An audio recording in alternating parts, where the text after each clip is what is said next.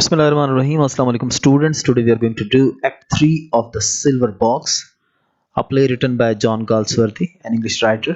And this is the reading text of your Intermediate English, Book 2. Let's be acquainted a little with John Galsworthy. तो जनाब John Galsworthy, he was born in 1867 and died in 1933. So he was a distinguished novelist and a playwright. Playwright, W-R-I-G-H-T. Playwright means ड्रामे लिखने वाला. So he was a distinguished novelist, एक बड़ा ही मशहूर novelist था, novels लिखता था और ड्रामे लिखता था. Whose work contains a great deal of criticism of British society. Contains का मतलब होता है मुश्तमिल होना. तो उसके जो काम जो थे, यानी कि जो उसने जो नॉवेल्स और प्ले राइट लिखे थे, they actually criticised British society, particularly of the values of the well-to-do professional class to which he himself belonged. particularly जो values हैं. अब यहाँ पर values से क्या मुराद है स्टूडेंट्स? values से मुराद है यानी कि standards of life. तो जॉन गाल्सवर्दी इस हवाले से साबित करता है कि जो अपर क्लास है, ब्रिटिश क्लास, उनकी जो वैल्यूज हैं, यानी कि जो उनके स्टैंडर्ड्स ऑफ लाइफ हैं, वो बहुत ही ज़्यादा शर्मनाक है, हम कह सकते हैं. यानी कि उनके अंदर जो है हिपोक्रेसी है, एक मुनाफकत है, डबल स्टैंडर्ड्स वो रखते हैं, अपने लिए एक इंसाफ मांगते हैं, दूसरों के लिए दूसरा इंसाफ मांगते हैं, और उनके अंदर लैक ऑफ एम्पैथी है. देखने में जो है वो बहुत ज़्यादा जो है गरीबों का ख्याल रखने वाले हैं, लेकिन हकीकत में उन्हीं की वजह से गुर्बत फैल भी रही है. और एम्पैथी का मतलब होता है किसी दूसरे की दुख या तकलीफ को समझना और महसूस करना, लेकिन ये एम्पैथी जो है वो उनके अंदर बिल्कुल भी नहीं है. So that is why he criticised there values and their standards of life. He had strong sympathies with the unfortunate and was well described by one of his contemporaries, novelist Conrad, as a humanitarian moralist. The unfortunate जो है, अब इससे क्या हुआ कि ये जो unfortunate है, इसको हम प्लूरल सेंस में लेंगे, क्योंकि जब भी किसी एडजेक्टिव से पहले आप दी लगाकर उसको बतौर नाउन यूज करते हैं, तो इसका मतलब होता है कि वो उस पूरी क्लास को शो कर रहा है जो कि उस पर्टिकुलर नाउन से जो है ना रिप्रेजेंट की जा सकती है. ठीक है, तो दी अनफॉर्चुनेट का मतलब है कि बदकिस्मत लोग, गरीब लोग. तो ही हैड स्ट्रॉन्ग सिंपथीज, उसकी सिंपथीज, उसकी जो हमदर्दियां जो थी वो अनफॉर्चुनेट वंस के साथ थी.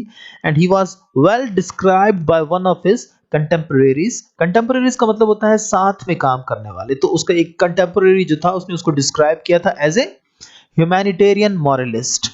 और उस कंटेम्परेरी नॉवेलिस्ट का क्या नाम था जो कि उसके साथ उसी के दौर में नॉवेल लिखता था? उसका नाम था कॉनरेड. ओके, मॉरलिस्ट का मतलब होता है कोई ऐसा आदमी जो कि इखलाकियात की बात करता है, जो कि चाहता है कि मुआशरे के अंदर इखलाकी कदरों का जो है ख्याल रखा जाए.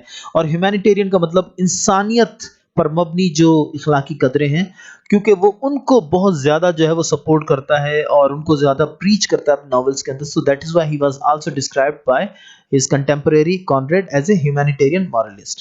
He wrote a number of novels about the Forsytes. अब Forsytes जो है वो एक फिक्शनल फैमिली है, और उस फिक्शनल फैमिली को, यानी कि एक तसव्वुराती, एक फर्जी फैमिली है, जो कि उसके जो नॉवेल्स हैं उनमें अक्सर जो है वो नजर आती है, और उसकी गिर्द उसकी काफ़ी कहानियां नॉवेल्स की जो है वो घूमती हैं.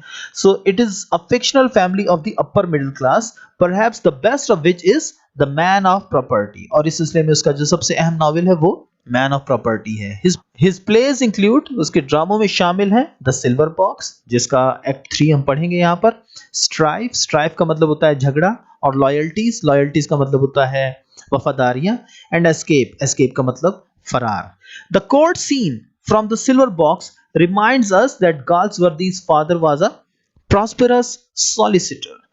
तो ये जो कोर्ट सीन इस एक्ट 3 के अंदर जो है दिखाया जाएगा, वो असल में ये बताता है कि इसका वालिद जो था, ही वाज अ सॉलिसिटर, माना वो भी एक किस्म का लॉयर था. while he himself read law, जबकि उसने खुद भी जो है कानून की तालीम हासिल की थी at Oxford and was called to the bar. called to the bar का मतलब क्या है कि उसने लॉ प्रैक्टिस भी किया था, उसको जो है अदालत में काम करने का मौका भी मिला था. So he was called to the bar. The silver box is a powerful and bitter play. Bitter play का मतलब बहुत ही एक तल्ख प्ले है, बहुत ही ज्यादा जो है, यानी कि इसके अंदर दुख और गम जो है हमें नजर आता है, और एक बेबसी जो है इंसानों की इस प्ले के अंदर में बहुत ज्यादा नजर आती है.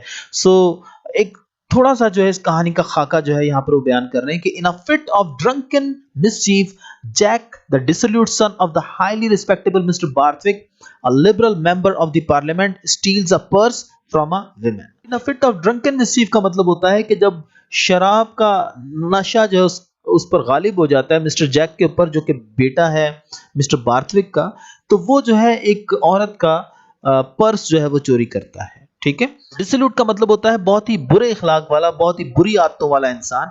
तो he is also a dissolute son of the highly respectable mister Barthwick, a liberal member of the parliament. अच्छा, लिबरल से यहाँ पर मुराद क्या है कि दो किस्म की पार्टीज इंग्लैंड में थी उस दौर के अंदर, एक लिबरल्स थे और एक कंजर्वेटिव्स थे। ठीक है, तो क्योंकि लिबरल्स की हुकूमत थी तो मिस्टर बार्थविक जो है वो liberal member of the parliament है।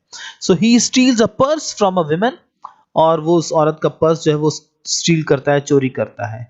In a similar fit of drunken mischief, और उसी शराब के नशे में जो है John the husband of the Barthwicks charwomen, तो मिस्टर जॉन्स जो है, जो कि हस्बैंड है बार्थविक की चार विमेन का, चार विमेन कहते हैं खादिमा को या नौकरानी को, तो वो मिस्टर बार्थविक के घर में जो औरत काम करती है उसका हस्बैंड जो है वो भी चोरी कर लेता है silver cigarette box and the purse after helping Jack to enter his father's house.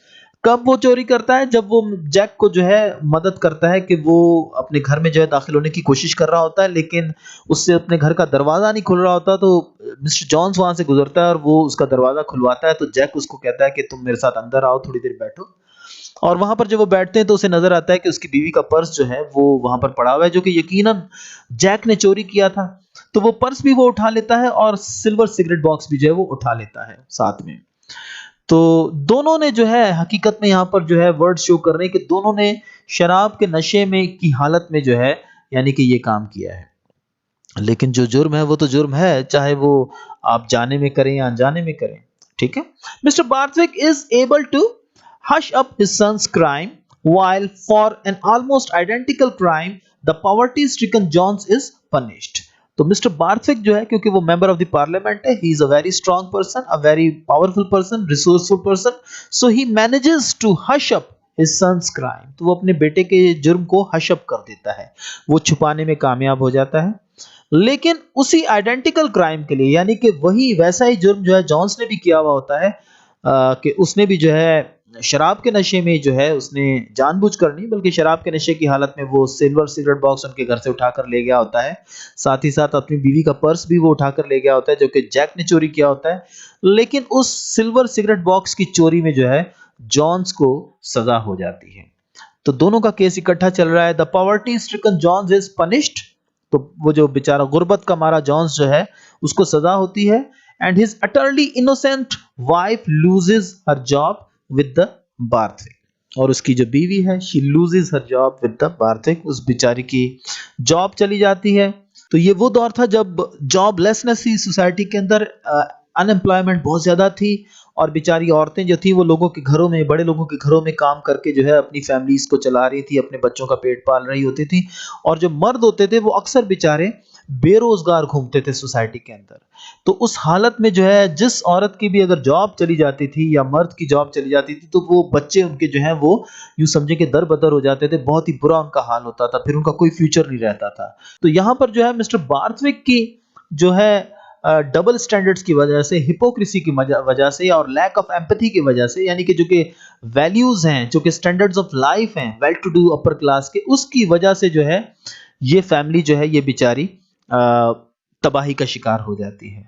और अब इस फैमिली का हाल क्या होगा उसकी एक मिसाल जो है एक पहले मुकदमे में जो है शो की जा रही है, जो कि मिस्टर जॉन्स और मिसेस जॉन्स से मुतालिक तो नहीं है, जिनका मुकदमा बाद में आएगा, लेकिन एक थोड़ा सा आइडिया यहाँ पर दिया जाएगा कि कैसे जब इस किस्म की फैमिलीज जो है वो क्रिएट हो जाती हैं, जो कि बेचारी दरपदर होती हैं, जिनका ना अपना कोई घर होता है और ना बच्चों के पास रहने के लिए कोई यानी कि जगह होती है, तो फिर उनका क्या हाल होता है, उसका एक मंजर जो है वो शुरू का जो यानी कि एक मुकदमा है लाइवेंस फैमिली का, उससे जो है हमें नजर आता है कि उनका क्या हाल होगा यहाँ पर। ठीक है, तो ये लाइवेंस फैमिली का केस जो है शुरू में हमें दिखाया गया है सिर्फ हमें ये आइडिया देने के लिए कि ऐसा ही एक खानदान जो है वो मिस्टर बार्थविक की हिपोक्रेसी की वजह से, उसकी इनजस्टिस की वजह से और लैक ऑफ एम्पैथी की वजह से जो है क्रिएट हो जाएगा। और ज़ाहिरी तौर पर जो है ये लोग हुकूमत के नुमाइंदे हैं और ये गरीबों के बारे में बहुत ज़्यादा सोचते हैं, लेकिन इन्हीं की वजह से जो है बहुत ही ज़्यादा बुरा हाल है। So in our next video students, we will study this case and we will move forward in this drama. Thank you.